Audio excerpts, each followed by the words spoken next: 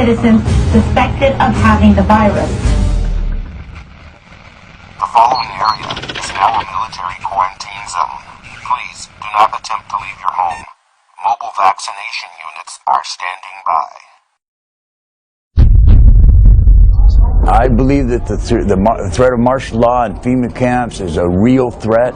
I believe that our administration and the prior administration has been setting this country, staging the country to pave the way to martial law by creating pandemic scares or whatever it is to induce this hysteria. Pandemic scenarios are a convenient and effective way of carrying out mandatory vaccinations and for making the realization of mandatory quarantine camps a reality. The World Health Organization is holding emergency meetings and may declare a worldwide pandemic. At that level, trade could be restricted, sports events and concerts could be canceled, and borders could be closed. They can show up at your house and say, this is a quarantine area and you have to leave. And if you say, no, I don't want to, then you're subject to arrest and deportation to a detention center, where then they'll say you need to be inoculated. And if you say, I don't want to be, you can be forcibly inoculated, just like under the Freedom Commission, they're talking about education.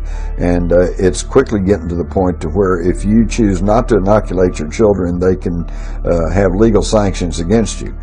The basic problem here is that this is just makes a mockery of freedom.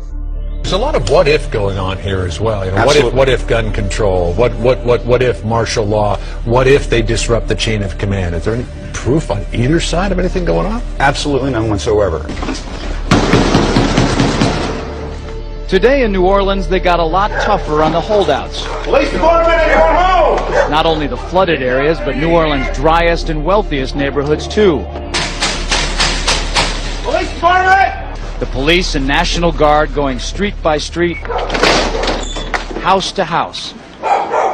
We need to make sure, too, that whenever we knock on doors, people refuse to leave, we need to make note, call it in. So they say, but we want to stop these things before they happen. But at the same time, the question has to be asked, are they planting seeds in people's minds that these things could develop when really there's no likelihood that any of this is going to happen? Sometimes entering open houses with guns drawn and instructions to disarm anyone inside.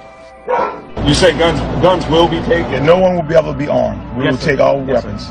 That happened today in this wealthy neighborhood where homeowners had armed themselves to protect their mansions. Residents were handcuffed on the ground